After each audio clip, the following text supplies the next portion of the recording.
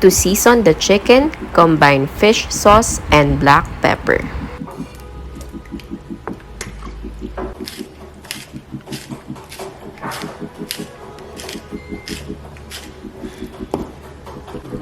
Evenly coat the chicken with the fish sauce and pepper.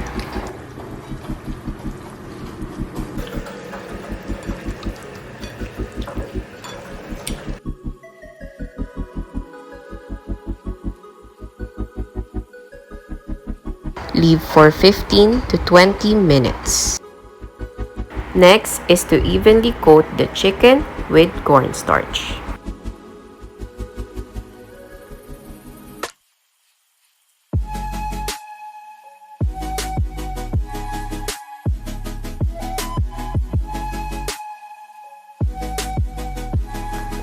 On a separate mixing bowl, add flour,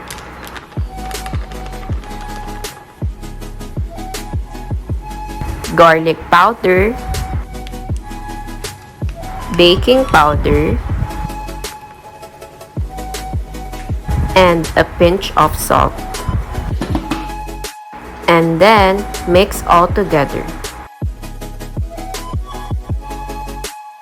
Next thing you do is to evenly cover the chicken pieces with the powder mix.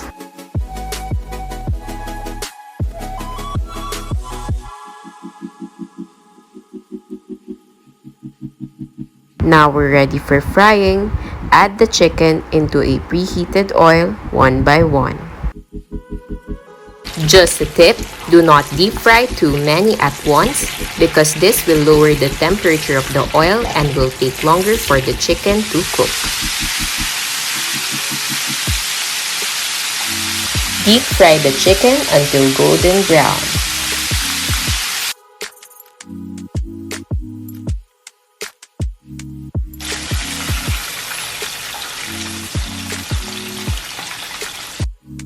An important step, reheat the oil and deep fry once again for 2 to 3 minutes to make the chicken crispier and crunchier.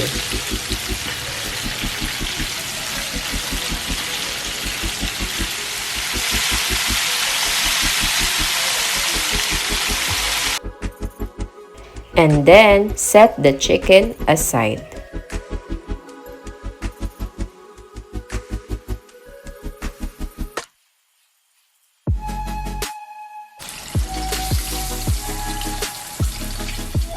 This should be the look of your cooked chicken. Now for our sauce mixture, add 4 tablespoons of ketchup, 2 tablespoons of soy sauce,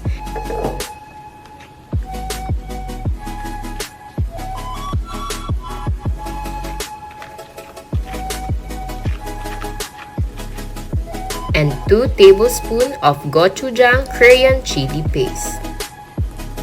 Oh, and by the way, this sauce is good for 8 small chicken pieces. In a separate saucepan, put sesame oil, add garlic,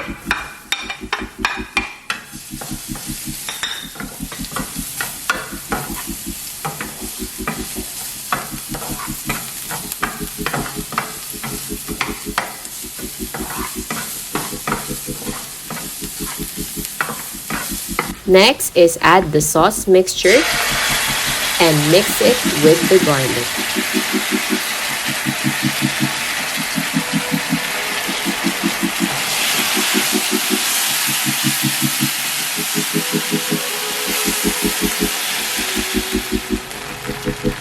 Add half a cup of water and simmer on low heat until it starts to boil.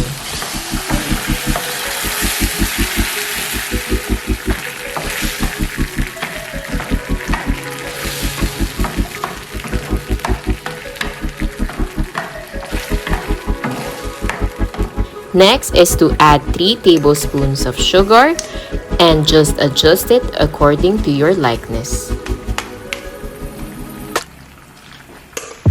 Mix everything together and let the sugar caramelize.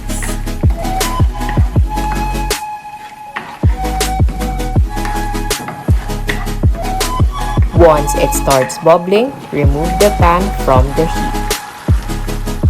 On a large mixing bowl, place the double fried chicken, then pour the sauce mixture over the chicken to coat.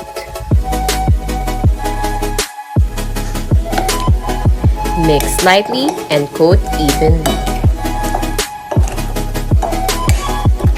Sprinkle sesame seeds if desired. Yay! Enjoy! Thank you for watching. I hope you guys love this video, and if you do, please don't forget to hit like and subscribe to my channel. Till next time, bye!